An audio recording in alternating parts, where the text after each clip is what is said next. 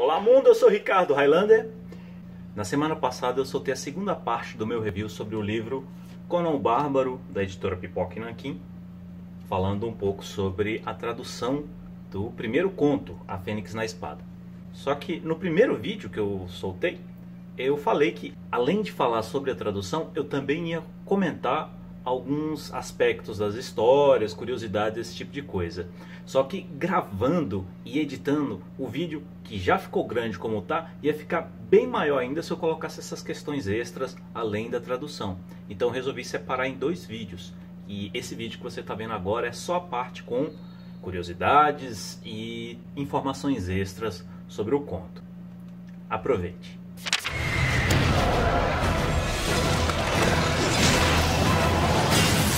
Então vamos lá, A Fênix na Espada. O primeiro conto em que o Conan aparece foi publicado em dezembro de 1932 na revista Weird Tales. Tem uma primeira versão que o Roger enviou para o editor da Weird Tales, só que essa versão estendida, como eu falei, está no livro da editora Conrad, para quem tiver curiosidade de dar uma lida, e ela serviu como base também para o Rei Conan, a Fênix na Espada, da Dark Horse, que foi publicado aqui no Brasil pela Mitos. Uma coisa interessante desse conto é que ele não é necessariamente inédito, ele é baseado, ou ele é só um ajuste de um conto antigo do Rei Khal, que já tinha sido negado pelo pessoal da Weird Tales. Esse conto, até onde eu sei, em formato de conto mesmo, ele é inédito no Brasil, mas ele já foi adaptado para os quadrinhos pela Marvel e já foi publicado no Brasil em formato de quadrinho. Na edição número 4 da revista Aventura e Ficção, que é de março de 1987, não está necessariamente publicado aqui o conto, mas essa revista tem uma história do Rei Khal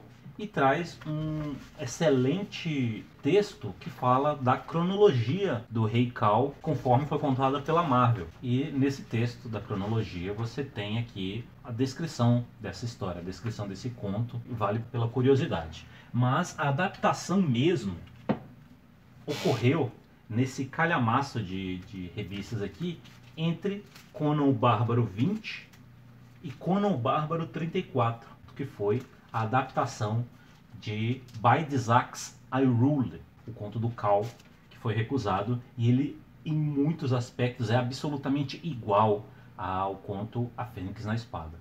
Ele não é grande o suficiente para preencher todas essas revistas, isso você pode ter certeza. Não cheguei a ler o conto todo, mas dá para ver que pode ser alguma coisa no estilo Rainha da Costa Negra, onde a adaptação começa com a história original, o fim também é igual à história original, mas tem um interlúdio, né? Tem uma parte no meio que, até pela história original, dá para entender que se passou um bom tempo, aí encaixaram diversas historinhas. Isso no caso da Rainha da Costa Negra, e é provavelmente o que aconteceu aqui. Eu teria que estudar um pouco mais para saber, mas vale a pena dar uma lida nesse material.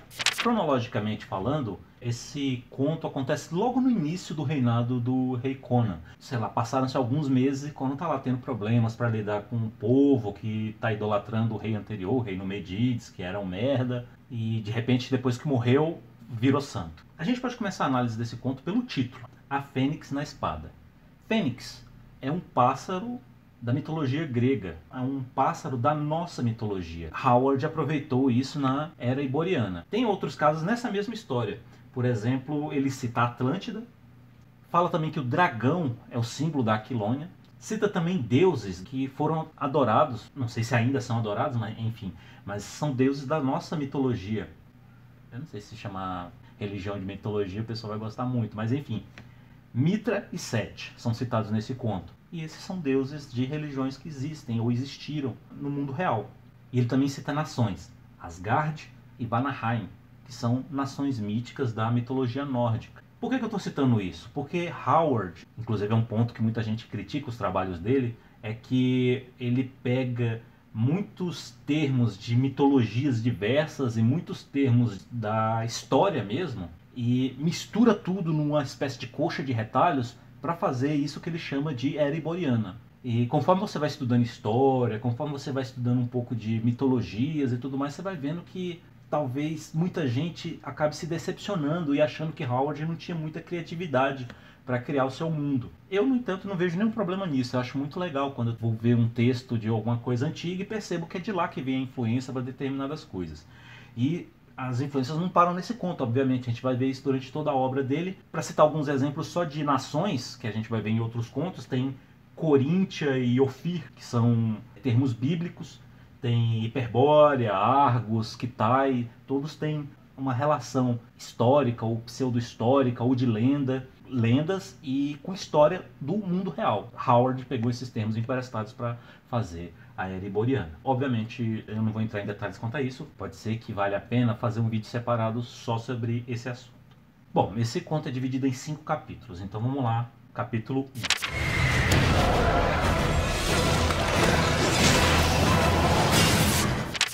Saiba, ó príncipe, que entre os anos quando os oceanos tragaram a Atlântida e os anos quando se levantaram os filhos de Arias, houve uma era inimaginada repleta de reinos esplendorosos que se espalharam pelo mundo como miríades de estrelas sob o manto negro dos céus. Nemédia, Ofir, Bretúnia, Hiperbórea, Zamora com suas lindas mulheres de negras cabeleiras e suas torres de terror e mistério. Zíngara com regras de nobreza, Cote, que fazia fronteira com as terras pastoris de Shen. Estígia, com suas tumbas protegidas pelas sombras. Hircânia, cujos cavaleiros ostentavam aço, seda e ouro. Não obstante de todos, o mais orgulhoso foi o reino da Aquilônia, que dominava supremo no delirante oeste. Para cá veio Conan, o cimério de cabelos negros, olhos ferozes, mãos sempre crispadas sobre o cabo de uma formidável espada, pronta a ser brandida na luta. Saqueador, ladrão sagaz, assassino frio, com gigantescas crises de melancolia e não menores fases de alegria, para humilhar sob seus pés os frágeis tronos da terra. Crônicas da Nemédia. Nesse capítulo nós vemos o fim de uma reunião entre 4 rebeldes, ou os auto-intitulados 4 rebeldes, Volmana, Gromel, Dion e Rinaldo, em que cada um tem o seu interesse específico na morte do rei Conan. Todos contribuem num plano onde uma pequena tropa vai chegar no quarto do rei à noite e assassiná-lo enquanto ele dorme. Para isso eles pedem ajuda de Ascalante, um fora da lei que já foi um governante, que também tem a sua agenda própria, onde ele vai trair os traidores e se tornar ele próprio o governante da Aquilônia. Conhecemos também o escravo pessoal do Ascalante, que é ninguém mais, ninguém menos que Totiamon, um mago mega poderoso da Estígia, que caiu em desgraça, que sofre humilhações na mão do Ascalante porque ele conhece o seu segredo. Tudo fica acertado para que o plano seja executado na noite seguinte e Totiamon é encarregado de vigiar o Barão Dion, que não vai participar do ataque. Vamos começar pela questão das Crônicas da Nemédia. Inclusive, a versão que eu li foi a da Espada Selvagem de Conan 29. Não tem nenhuma relação direta com esse conto da Fênix na Espada, mas é que, procurando na minha coleção, foi a primeira revista da Espada Selvagem que apareceu uma tradução completa das Crônicas da Nemédia, e por questões afetivas, mesmo que tenha problemas graves na tradução, é a versão que eu mais gosto ainda das Crônicas da Nemédia, certo? As Crônicas da Nemédia são a melhor forma de você iniciar qualquer história do Conan. Inclusive, a gente bem sabe que no filme Conan o Bárbaro começa justamente com uma versão desse trecho, né? Ainda que muito adaptado. Between the time when the oceans drank Atlantis and the rise of the sons of Arius, there was an age undreamed of. And unto this Conan, destined to bear the jeweled crown of Aquilonia upon a troubled brow. It is I, his chronicler, who alone can tell thee of his saga. Let me tell you of the days of high adventure. Esse trecho, além de localizar onde que estão acontecendo as histórias, certo? Falar muito sobre a Era Iboriana, fala muito sobre o próprio Conan em si. No momento em que você lê, você automaticamente já está ambientado, você está apresentado a tudo que vai acontecer. Além disso, ela tem um papel muito importante em algumas outras histórias do personagem. Uma história recente que teve as Crônicas da Ciméria como um ponto muito importante foi Conan a Lenda. Assim que Conan foi para Dark Horse, né, eles soltaram essa primeira edição, e aqui Tem a historinha de um príncipe que encontra alguns artefatos que seriam do rei Conan e tudo mais. Eles encontram pergaminhos e os pergaminhos têm as crônicas da Nemédia. Certo? Uma outra história que cita, ainda que muito de leve, a questão das crônicas da Nemédia é uma origem recontada do Conan, em que aconteceu entre os números 48 e 50 de Conan o Bárbaro, formatinho da Abril. A história é uma merda, mas é interessante porque ela começa com o rei Conan contando a história para o filho dele e começa justamente com a frase "Saiba, príncipe", que é muito característica das crônicas da Nemédia, né? A gente não sabe quem é esse príncipe, mas fora isso é muita maluquice, essa história é loucaça. E uma outra, que inclusive essa edição eu citei no vídeo anterior, é a Espada Selvagem de Conan 100, que mostra uma espécie de encontro entre Conan e seu criador. No final, Howard tem a ideia de criar o personagem Conan e a história finaliza justamente com as crônicas da Nemédia. Um ponto interessante é que a Marvel nunca foi de considerar a questão de Conan calçando sandálias, como a gente vê claramente nas crônicas da Nemédia, né? Então sempre desenharam Conan com as botas do Capitão América. Mas justamente nessa história é até interessante ver que eles resolveram desenhar Conan com sandálias. Dá para entender por que eles não colocaram Conan com sandália, porque sandálias são muito mais difíceis de ser desenhadas, né? As crônicas da Nemédia também tem um aspecto interessante, porque ela mostra que, beleza, existe a Ereboriana, mas também existe uma história anterior, queda da Atlântida, as cidades resplandecentes, esse tipo de coisa. Existe toda uma história posterior, falando de filhos de Arias. Existe quase que um consenso sobre esses chamados filhos de Arias, que seriam os chamados povos arianos. Assim, um resumo bem simples, seriam os ancestrais de diversos povos, inclusive dos europeus. É importante a gente lembrar que o próprio Howard demonstra em algumas obras, nem tanto em Conan, a gente consegue perceber isso, mas em diversas outras obras, a gente consegue perceber um certo racismo por parte dele. Não vou dizer que isso é compreensível ou perdoável, mas dá para entender, porque ele é do Texas, né? Ele sul dos Estados Unidos. São reflexos que a gente vê até hoje, né? Então, talvez não fosse uma questão de maldade, mas uma questão cultural. É um assunto meio complicado, mas por que eu estou tocando nisso? Que inclusive o Alexandre Calari colocou na introdução dele, chegou a citar esse ponto. É porque o nazismo chegou a ter interesse na questão dos povos arianos, certo? Então, é um tema controverso, não vou entrar em detalhes aqui, talvez valha um outro vídeo sobre isso também. Além disso, tem uma discussão que a gente pode fazer. O texto se chama As Crônicas da Nemédia. Só que ele fala de coisas que aconteceram depois da época de Conan, depois da Ereboriana. Como é que um Nemédio poderia saber dessas coisas? Será que ele está fazendo uma profecia? Será que ele está vendo o futuro? Será que não são os Nemédios da época de Conan, mas os Nemédios posteriores, como a gente vai ver nos anais da Ereboriana? Esse nome é... A produção, toda vez que eu falo anais da Ereboriana, ela dá uma risadinha. Como a gente vê nos anais da... Como a gente vê nos anais da Ereboriana, os Nemédios, o gentílico de Nemédio foi mudando de povo para povo, né? Pode ser que algum Nemédio posterior tenha escrevido esses textos, ou pode ser que as crônicas da Nemédia sejam uma instituição, quem sabe, que sobreviveu ao tempo, ainda que a própria Nemédia não exista mais. Essa realmente é uma questão bem interessante, mas eu não vou entrar em detalhes aqui. Pode valer um vídeo específico só sobre esse assunto. Mas eu coloquei um link aí na descrição com um artigo bem interessante que trata desse assunto. Tem uma questão interessante sobre um dos 4 rebeldes, que é o Volmana. Ele é um anão. Bom, não existe nenhum motivo dentro da história para ele ser um anão. Por que o cara é um anão? Só porque sim, né? Sei lá, estranho. Realmente eu não consegui entender isso. Só que o que me ocorreu é que, será que esse anão pode ter tido alguma influência no trabalho de George R.R. Martin na criação do personagem Tyrion?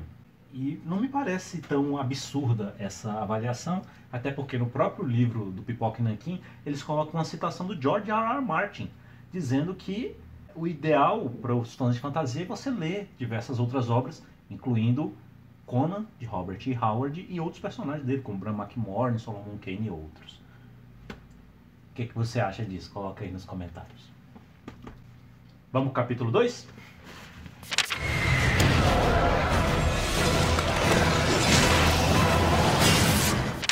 Quando eu era um guerreiro, os tambores rufavam, e aos pés do meu cavalo, ouro eles lançavam.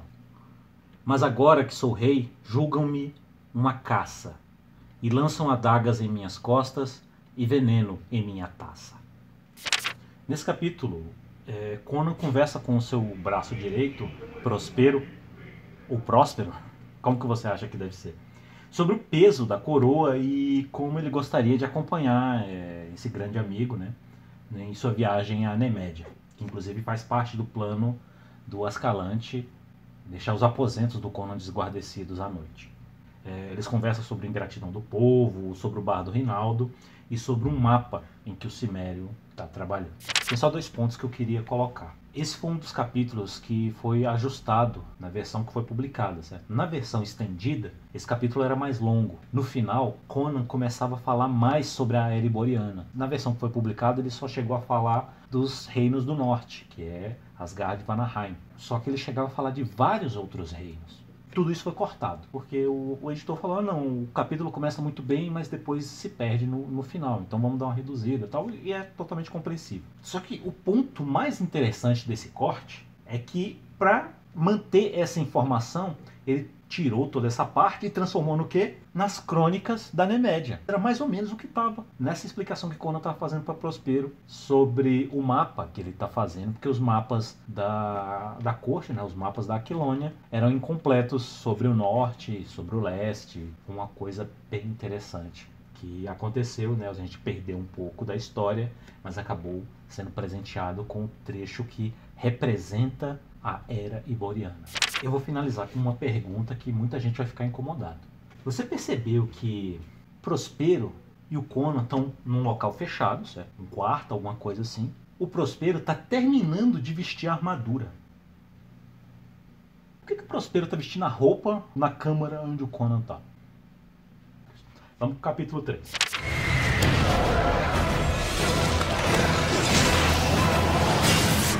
Sob as pirâmides escavadas, o Sete espiralado adormece. Por entre as sombras das tumbas, o povo sombrio fenece. Digo a palavra que nasce do redemoinho profundo. Ser de escamas, meu ódio quer um servo vagabundo. Nesse capítulo, a gente tem a visão do Totiamon. Ele está vigiando o Dion na propriedade do próprio Dion. Um mago tenta alertar o nobre sobre os planos do Ascalante e tenta persuadir o gordão a protegê-lo em troca de sabedoria. Bom, o Dion sequer prestou atenção ao que o Totiamon estava falando, certo? Porque ele julga que Totiamon é só um escravo e ignorou ele completamente. No entanto, Totiamon faz uma citação ao seu anel, que é a fonte do seu poder. E nisso o gordo se lembra automaticamente, supersticioso que é, de um anel que ele comprou de um ladrão shemita que prometia dar boa sorte. E esse anel é justamente o anel do poder de Totiamon. Totiamon o apunhala, recupera o anel, invoca uma criatura das trevas para, num ato de vingança, matar o Ascalante e, importante, todos que estivessem com ele. Uma característica bem interessante da obra do Howard é que ele sempre coloca a história situada entre eventos, certo? Ele acaba citando esses pontos, acontecimentos e até personagens que você tenta imaginar o contexto, certo? Mas ele não explica. E isso é bem interessante para quem quer expandir o universo, certo? Quer falar mais, quer contar outras histórias e tudo mais. Nesse capítulo, por exemplo, o Totiamon fala do rei Quitesfon da Estígia. Esse rei foi utilizado em muitas outras histórias dos quadrinhos. Ele apareceu em várias histórias, inclusive da saga da Rainha da Costa Negra nos quadrinhos. E a gente eventualmente vai ver outros exemplos em outros contos. Com uma dúvida na minha cabeça, né? Por que o Ascalante tinha esse interesse tão grande em manter Totiamon como o escravo dele? Seria só por vaidade? Seria por causa dessa sabedoria que o Totiamon oferece ao Dion em troca de proteção? Chegam a citar outras habilidades do Totiamon, como o caso dele fazer bebidas envenenadas, mas ainda assim não ficou claro para mim por que o Ascalante tem esse interesse tão grande em manter um mago mega poderoso sob o chicote dele. Uma pergunta: será que seria coincidência que o Dion, o Barão Dion, teria comprado exatamente o Anel do Poder do Totiamon? Eu gosto da questão da coincidência. Se bem que, como a gente vai ver em várias histórias, inclusive nessa, a intervenção dos deuses na carreira do Conan é relevante. E eu não duvidaria que o próprio Seth tivesse mexendo os seus pauzinhos lá para que esse reencontro acontecesse, certo? Entre o portador do anel, Totchamon, e o Anel do Poder. Vamos falar mais sobre deuses, certo? Inclusive tem uma passagem bem interessante no conto Colosso Negro, em que fica na dúvida se Mitra teve ou não algum papel nos atos que aconteceram na aventura. O fato é que, inclusive, na versão da Dark Horse, eles deixam muito claro que sim, Seth armou tudo para que Totchamon encontrasse o anel. Eu já citei que, inclusive, essa versão da Dark Horse é aquela que tem mais alterações em relação ao texto original. Esse trecho desse capítulo em que o Totchamon é completamente ignorado pelo Dion não aparece nesse quadrinho. Então ele chega pro Dion e tem controle absoluto sobre a situação. Ele não é humilhado, pelo contrário, ele humilha. Para fechar, é importante frisar que o Totchamon ele não tinha interesse direto em matar o Rei Conan. Ele simplesmente falou: quero me vingar do Ascalante, que foi quem me humilhou esse tempo todo, e mate todo mundo que estiver junto dele. A essa altura do campeonato, talvez ele achasse até que o Conan já tivesse sido assassinado. Ele não tinha informações sobre isso. É nesse ponto, inclusive, que entra a questão da sandália que eu comentei, porque é uma sandália que ele sempre anda com ela guardada no intuito de fazer a sua vingança. Vamos para o capítulo 4.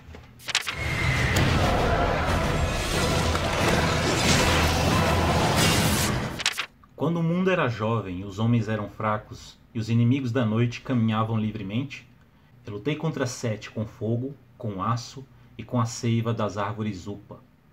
Agora que durmo no coração negro da montanha e os séculos cobram seu tributo, esqueceis daquele que lutou com a serpente para salvar a alma humana? Bom, nesse capítulo, Conan tem um sonho, ou não é um sonho, em que ele está num local estranho, cheio de símbolos, e uma voz o chama. Ele encontra com alguém que se diz ser Epimetreus, uma figura muito importante do culto ao deus Mitra. O velho diz que forças malignas despertaram ele do seu sono eterno e oferece ajuda a Conan contra essas forças. Ele faz uma marca de uma fênix na espada do bárbaro, que acorda em sua cama a tempo de ouvir um barulho estranho. Sobre o capítulo, tem uma parte bem interessante do local onde Conan está, que é feita uma descrição das escadarias que ele está subindo. Essas escadarias seriam marcadas com a cabeça de Seth. Nós temos 3 representações dessas escadarias nos quadrinhos. Poxa, mas não só tem 2 adaptações de quadrinhos para essa história? Estranho, né? Mas é isso mesmo. Na adaptação da Marvel, as cobras são bem detalhadas e tudo mais. Foi a adaptação que eu mais gostei. Na versão da Dark Horse é um pouco mais sutil. A marca de Seth, a cabeça de uma cobra, é mais estilizada. A terceira versão, no entanto, não é uma adaptação direta desse conto, mas é uma história também muito conhecida de Conan, apesar de não ser original, de Howard, que seria Conan das Ilhas.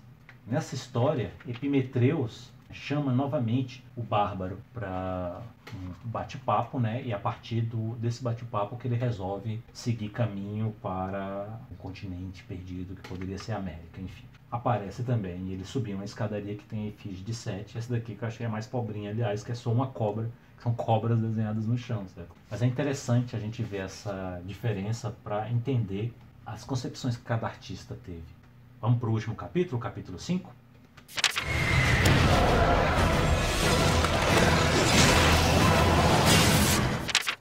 O que entendo de modos cultos, das artes e de ser dissimulado? Eu que nasci numa terra nua e sob o céu aberto fui criado. A sutileza da língua e a astúcia sofista fracassam ao sibilar da espada. Venham e morram, cães. Eu já era homem antes de ser monarca. Espada rima com monarca? Cada um dos capítulos começa com um mini poeminha, né, alguns trechos. E eu não estou julgando nada sobre esses textos, porque a poesia é um campo que eu não domino, certo? Mas eu vejo que tem que ter uma adaptaçãozinha assim, porque a poesia é feita para ser recitada, não é só para você ler. Tem que ter um ritmo, tem que ter métrica, e se no original tem rima, na tradução tem que ter rima também. Mas se vocês perceberam, por exemplo, o do Conan Espada e Magia, não teve rima nenhuma, porque eles traduziram literalmente. Então a ideia original foi passada de forma mais correta, mas a ideia do poema de você recitar, passar com até musicalidade a ideia, essa não aconteceu. Nesse capítulo, o plano do assassinato do rei Conan entra em ação. 20 homens armados invadem o quarto do rei Conan para matá-lo enquanto ele dorme, mas para surpresa deles, eles encontram um rei com meia armadura vestida, com espada na mão e pronto para combater.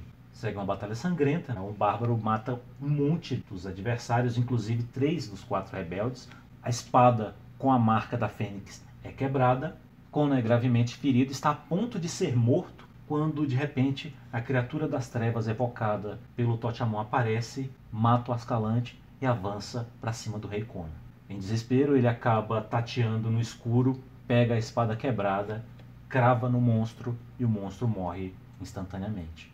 Enfim, os súditos percebem o barulho e aparecem para acudir o seu rei. Inicialmente eles duvidam daquilo que Conan está falando, mas se convencem tanto ao ver a mancha que ficou no chão onde o monstro morreu, quanto quando vem a marca na espada do Conan. Esse capítulo também teve alterações em relação à versão estendida. Esse capítulo tem algumas falas a mais que aparecem só na versão estendida. E eram algumas falas que davam a entender que esse conto precisaria ter uma continuação, porque dava a ideia de que, a ideia correta inclusive, de que existe um mago muito poderoso solto no reino. Um ponto muito negligenciado nos quadrinhos, nas 2 versões que foram adaptadas aos quadrinhos, é a questão da armadura. O conto é muito claro em dizer que Conan estava com a armadura vestida pela metade. E em outros contos, inclusive, a armadura vai ter um papel muito importante. Só que, no caso dos quadrinhos, sempre se convencionou desenhar um Conan de peito nu. Talvez para manter o padrão das outras histórias, né, que é sempre Conan só de tanga de texugo e peito nu e a bota do Capitão América. Enquanto nos contos, né, um colete de cota de malha ou uma própria armadura sempre tem um trabalho muito importante, como a gente vai ver em outros contos. Uma exceção a esse caso dos quadrinhos é a adaptação do conto By Zack Rule do Reikal, onde o bárbaro é desenhado com a sua armadura. Apesar de ser uma armadura bem meio furreca, né? Mas pelo menos é uma armadura. Uma coisa bem interessante que tem nesse conto é o que a gente chama hoje de plot twists. Um deles é justamente quando Totiamon começa a contar para o Jon o plano do Ascalante, conta o segredo, que é o que o Ascalante tem para aprisionar ele como escravo, e de repente o Jon nem está prestando atenção no que está acontecendo, ou seja, é uma quebra de expectativa.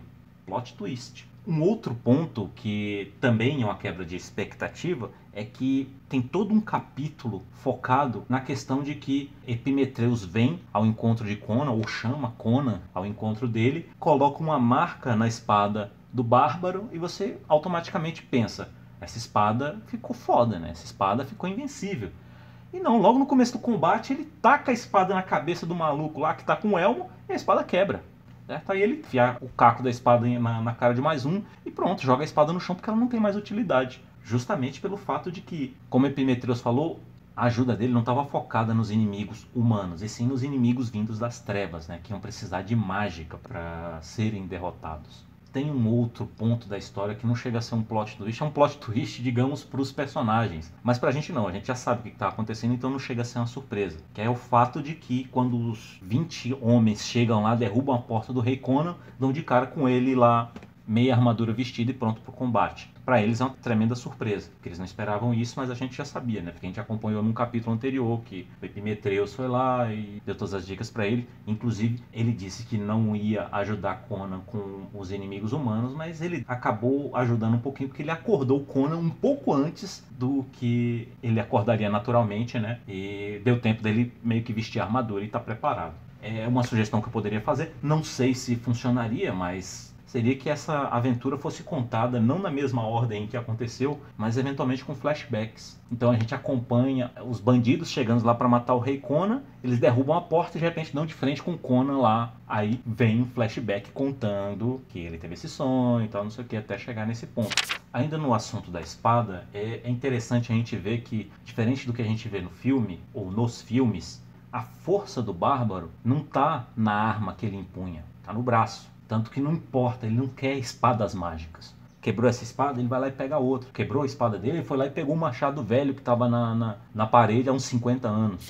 Outro ponto interessante é que parece que Conan é invencível, que ele resolve tudo sozinho. E não é verdade. Na grande maioria dos contos, acho que todos os contos que me vêm à cabeça nesse momento, ele sempre teve uma ajuda que foi primordial. Nesse caso, se não fosse por Epimetreus, ele já teria sido morto pelos 20, lá iniciais, que ele, beleza, conseguiu dar cabo de um monte lá, mas ele estava ferido, ele estava derrubado. Em algum momento ia tomar um golpe que ia morrer. Ou pior ainda, a criatura das trevas lá, o babuíno gigante que o Totchamon invoca, ia matar ele. Ele tentou, ele deu uma machadada na cabeça do bicho, o negócio resvalou e foi embora. Ou seja, nenhuma arma comum ia deter aquele bicho. Uma outra questão que ficou meio no ar pra mim foi esse respeito exagerado que Conan tem pelos artistas, né? No caso, pelo Rinaldo. Na verdade, o ferimento mais grave que ele teve durante a luta, né, que foi aquele que começou mesmo a derrubar ele, foi a estocada que o Rinaldo dá nas costelas dele, porque ele deixou o Rinaldo chegar perto demais dele, porque ele não queria matá-lo. Existe toda essa questão de que as músicas do Rinaldo vão continuar mesmo depois que o Conan morrer e tudo mais, mas não sei se caberia, né, esse tipo de coisa, mesmo quando você está lutando pela sua própria vida. Mas claro que a gente não pode esquecer que o próprio Howard era um artista. Então pode ser que tenha uma mensagem por trás aí, que mensagem é essa que eu não tenho entendido. Qual que é a sua opinião? Tem uma questão interessante também, é que o plano do Ascalante para chegar até os aposentos do Rei Conan envolvia subornar um oficial da guarda do Rei Conan que ia retirar a guarda que fica na porta do quarto dele para fazer outras coisas. Inclusive, esse é um ponto de destaque no conto. O conto diz que esse oficial não foi mais encontrado, ou seja, ele sumiu, fugiu. Só que existe uma continuação dessa história, que inclusive está nesse tomo, Conan o Conquistador, onde Conan vai investigar o que aconteceu. E esse oficial tá na comitiva que vai junto com Conan. Esse é meio que um contrassenso. E lembrando que as duas histórias têm roteiros do Roy Thomas, que é a grande personalidade por trás de Conan nos quadrinhos. Claro que é importante dizer que na adaptação da Marvel desse conto não chega a comentar que esse oficial sumiu, né, que não foi mais encontrado. Para fechar, tem uma cena muito icônica no conto. A luta já está no auge, Conan já está bem detonado. Chega aquele momento em que ele fala: bom, eu vou morrer, mas eu vou levar o máximo desses filhos da puta comigo. Então ele fica de costas para a parede, apoia uma mão na parede, levanta o machado, olha para todo mundo e pergunta: quem vai morrer primeiro? Essa é uma cena muito icônica e ela aparece em todas as adaptações, inclusive na adaptação do By Zack I Rule. Inclusive a versão da Marvel faz uma menção ao Rei Khal, que é o bárbaro original, né, que teve essa história pela primeira vez. E é bem interessante você ver essas três versões, três visões diferentes de artistas que fizeram trabalhos magníficos.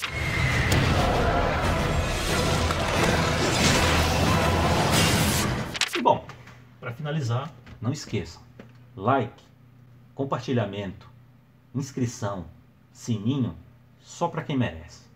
Até a próxima, guerreiros.